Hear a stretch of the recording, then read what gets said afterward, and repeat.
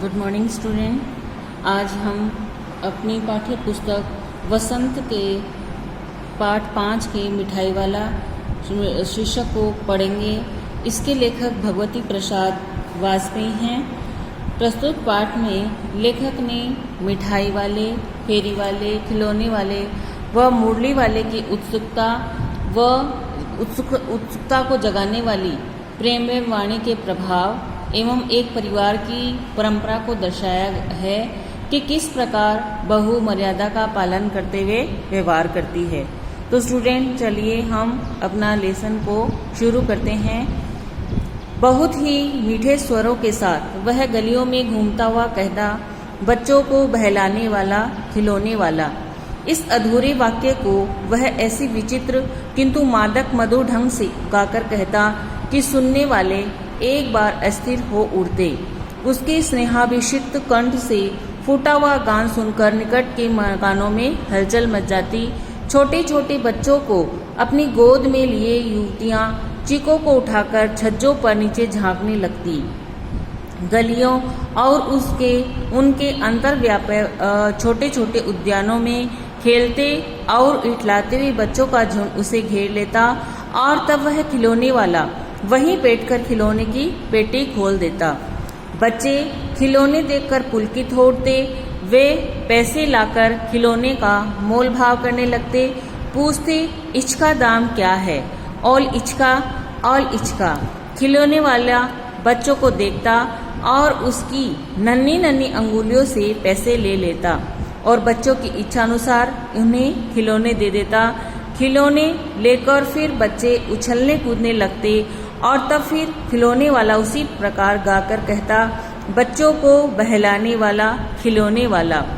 सागर की हिलोरों की भांति उसका यह मादक गान गली भर के मकानों में इस ओर से उस ओर तक लहराता हुआ पहुंचता और खिलौने वाला आगे बढ़ जाता। राय विजय बहादुर के बच्चे भी एक दिन खिलौने लेकर घर आए। वे 2 बच्चे थे, चुन्नू और मुन्नू। चुन्नू जब खिलौने ले आया तो बोला, मेला घोला केछा छुंदल ए। मन्नू बोला, ऑल देखो मेला केछा छुंदल ए। स्टूडेंट हमने ये पढ़ा, ये पैराग्राफ। इसमें से प्रश्न बन रहा है कि खिलौने वाले की आवाज़ कैसी थी। तो खिलौने वाले की कैसी आवाज़ थी? मादक और मधुर थी। अंडरलाइन कर लीजिए कि खिलौने वाले की आवाज़ मादक और मधुर थी। फिर दूसरा प्रश्न ऐसे बन रहा है यहाँ से कि छज्जों पर से नीचे कौन झांकने लगता था। जो छज्जों पर से नीचे कौन झांकने लगता था? छज्जों पर से नीचे युवतियाँ थी, वो झांकने लग जाती थी। इसको अंडरलाइन कर लीजिए आप। फिर तीसरा प्रश्न अपना बन रहा है कि बच्चे किसे घेर लेते थे। तो बच्चे किसे घेर लेते थे? बच्चे खिलौने वाले को घेर लेते थे। अंडरलाइन कर लीजिए कि गलियों और उसके अंतर्व्यापी छोटे छोटे उद्यानों में खेलते उठलाते हुए बच्चों का झुंड उसे घेर लेता था। उसे किसे? खिलौने वाले को। और तब वह खिलौने वाला वहीं बैठकर खिलौने की पेटी खोल देता था। अंडरलाइन कर लीजिए इसको। फिर प्रश्न अपना यहाँ से बन रहा है कि बच्चे किसे देखकर पुलकित होते। तो बच्चे खिलौने वाले को देखकर पुलकित हो उठते। इसको भी अंडरलाइन कर लीजिए। 1 नंबर का प्रश्न बन रहा है यहाँ से, बच्चे किसे देखकर पुलकित हो उठते। बच्चे खिलौने वाले को देखकर पुलकित हो उठते थे। फिर प्रश्न है, खिलौने वाले की आवाज़ को लेखक ने किस प्रकार बताया है। तो खिलौने वालों की आवाज़ को लेखक ने कैसे बताया है? मादक बताया है। ये इसको अंडरलाइन कर लीजिए यहाँ से। सागर की हिलोरों की भांति उसका यह मादक गान गली भर के मकानों में इस ओर से उस ओर तक लहराता और पहुंचता और खिलौने वाला आगे बढ़ जाता है। इसको अंडरलाइन कर लीजिए। जबकि इसका उत्तर बन रहा है कि उसका खिलौने के वाले की आवाज़ को लेखक ने किस प्रकार बताया है। तो खिलौने वाले की आवाज़ को लेखक ने मादक बताया है। खिलौने वाला गाकर क्या क्या कहता था? खिलौने वाला गाकर क्या कहता था कि बच्चों को बहलाने वाला, खिलौने वाला। इसको अंडरलाइन कर लीजिए कि बच्चों को बहलाने वाला, खिलौने वाला। यहाँ से अंडरलाइन कर लीजिए इसको। फिर आगे बढ़ते हैं। दोनों अपने घोड़े हाथी घोड़े लेकर घर भर में उछलने लगे।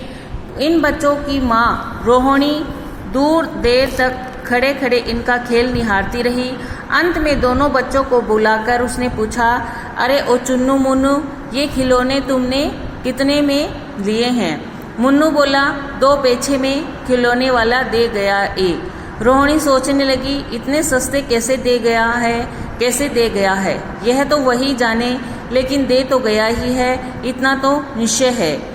एक जरा सी बात ठहरी, रोहिणी अपने काम में लग गई, फिर कभी उसे इस पर विचार करने की आवश्यकता भी क्यों पड़ती। आगे बढ़ते हैं। 6 महीने बाद नगर भर में 2-4 दिनों में एक मुरली वाले के आने का समाचार फैल गया। लोग कहने लगे, भाई वाह, मुरली बजाने में वह एक ही उस्ताद है। मुरली बजाकर गाना सुनाकर वह मुरली बेचता भी है, सो भी 2-2 पैसे में। भला इसमें उसे क्या मिलता होगा? मेहनत भी तो न आती होगी। एक व्यक्ति ने पूछ लिया, कैसा है वह मुरली वाला? मैंने तो उसे नहीं देखा। उत्तर मिला, उम्र तो उसकी अभी अधिक न होगी, यही 30-32 का होगा। दुबला पतला गोरा युवक है, बीकानेरी रंगीन साफा बांधता है। वही तो नहीं जो पहले खिलौने बेचा करता था। क्या वह पहले खिलौने भी बेचा करता था? तो स्टूडेंट, हमने ये जो पेज पढ़ा है, इसमें से यह प्रश्न बन रहा है कि नगर में क्या समाचार फैल गया। तो इसको अंडरलाइन कर लीजिए। नगर भर में 2-4 दिनों से एक मुरली वाले आने का समाचार फैल गया। अंडरलाइन कर लीजिए इसको। दूसरा प्रश्न बन रहा है, मुरली वाला मुरली किस प्रकार बेचता था? तो मुरली वाला बजाकर गाना सुनाकर मुरली बेचता था। यहाँ से लेके यहाँ तक अंडरलाइन कर लीजिए। फिर तीसरा प्रश्न बन रहा है अपना कि मुरली वाले की उम्र कितनी थी? तो मुरली वाले की उम्र कितनी थी? तो 30 या 32 का होगा। 30 या 32 साल का था वह। फिर 2-2 पैसे में मुरली बेचने पर लोगों की क्या प्रतिक्रिया थी? 2-2 पैसे में मुरली बेचने पर लोगों की यह प्रतिक्रिया थी कि उसमें उसे क्या मिलता होगा, मेहनत भी तो न आती होगी। यहाँ से अंडरलाइन कर लीजिए इसमें कि लोगों की यह प्रतिक्रिया थी कि उसे क्या मिलता होगा, मेहनत भी तो न आती होगी। तो स्टूडेंट, हम इसको आगे पढ़ते हैं। हाँ, जो आकार प्रकार तुमने बतलाया उसी प्रकार का वह भी था, तो वही होगा, पर भई है वह एक उस्ताद। प्रतिदिन इसी प्रकार उस मुरली वाले की चर्चा होती। प्रतिदिन नगर की प्रत्येक गली में उसका मादक मृदुल स्वर सुनाई पड़ता। बच्चों को बहलाने वाला मुरलिया वाला। रोहिणी ने भी मुरली वाले का यह स्वर सुना, तुरंत ही उसे खिलौने का स्मरण हो आया। उसने मन ही मन कहा, खिलौने वाला भी इसी तरह गा गा कर खिलौने बेचा था। उसे रोहिणी के ने जब मुरली वाले का स्वर सुना तो उसके मन में क्या स्मरण हो आया? उसके मन में यह स्मरण हो आया कि खिलौना वाला भी इसी तरह गा गा कर खिलौने बेचा करता था। इसको अंडरलाइन कर लीजिए। यहाँ से लेके यहाँ तक अंडरलाइन कर लेंगे। आगे पढ़ते हैं। रोहिणी उठकर अपने पति विजय बाबू के पास गई। जरा उस मुरली वाले को बुलाओ तो चुन्नू मुन्नू के लिए ले लूं। क्या पता यह फिर इधर आए न आए, वे भी जान पड़ता है पार्क में खेलने निकल गए हैं। रोहिणी ने अपने पति विजय बाबू से क्या कहा? तो रोहिणी ने उठकर अपने पति विजय बाबू से यह कहा, जरा उस मुरली वाले को बुलाओ तो चुन्नू मुन्नी के लिए ले लूं। यहाँ से लेके यहाँ तक अंडरलाइन कर लेंगे आप इसको। आगे पढ़ते हैं। विजय बाबू एक समाचार पत्र पढ़ रहे थे। उसी तरह उसे लिए वे दरवाजे पर आकर मुरली वाले से बोले, क्यों भाई, किस तरह देते हो मुरली? किस की टोपी गली में गिर पड़ी, किसी का जूता पार्क में छूट गया और किसी की सोथनी पजामा ही ढीली होकर लटक गई। इस तरह दौड़ते हाँफते बच्चों का झुंड पहुंचा। एक स्वर में सब बोल उठे, अम्बी ले दे मुरली, अम्बी ले दे मुरली और अम्बी ले दे मुरली। मुरली वाला हर्ष गदगद हो उठा और बोला, सबको देंगे भैया, लेकिन जरा रुको, ठहरो, एक एक को देने दो, अभी इतनी जल्दी हम कहीं लौटे थोड़े ही जाएंगे। बच्चे तो आए ही हैं और है भी इस समय मेरे पास एक दो नहीं, पूरे 57। हाँ बाबूजी, क्या पूछा था आपने, कितने में दी? दी तो मैं वैसे 3-3 पैसे के हिसाब से है, पर आपको 2-2 पैसे में ही दे दूंगा। विजय बाबू भीतर बाहर दोनों रूपों में मुस्कुरा दिए। मन ही मन कहने लगे कैसा है देता तो सबको इसी भाव से है, पर मुझ पर उल्टा एहसान लाद रहा है। फिर बोले तुम लोगों को झूठ बोलने की आदत होती है, देते होंगे सभी को 2-2 पैसे में, पर एहसान का बोझा मेरे ऊपर ही लाद रहे हो। मुरली वाला एकदम अप्रतिभ हो उठा, बोला, आपको क्या पता बाबूजी कि इनकी असली लागत क्या है? यह तो ग्राहकों का दस्तूर होता है कि दुकानदार चाहे हानि उठाकर चीज क्यों न बेचे, पर ग्राहक यही समझते हैं दुकानदार मुझे लूट रहा है। आप भला काहे को विश्वास करेंगे, लेकिन सच पूछे तो बाबूजी असली दाम तो 2 ही पैसा है। आप कहीं से 2 पैसे में ये मूल्य नहीं पा सकते। मैंने तो पूरी 1000 बनवाई थी, तब मुझे इस भाव में पड़ी है। विजय बाबू बोले, अच्छा मुझे ज़्यादा वक्त नहीं, जल्दी से 2 ठो निकाल दो। 2 मूर्लियाँ लेकर विजय बाबू फिर मकान के भीतर पहुंच गए। मुरली वाला देर तक उन बच्चों के झुंड में मूर्लियाँ बेचता रहा। उसके पास कई रंग की मूर्लियाँ थी। बच्चे जो रंग पसंद करते थे, मुरली वाला उसी रंग की मुरली निकाल देता था। अब यहाँ से प्रश्न बन रहा है कि मुरली वाले के पास कितनी मुरलियाँ थी? तो मुरली वाले के पास कितनी थी?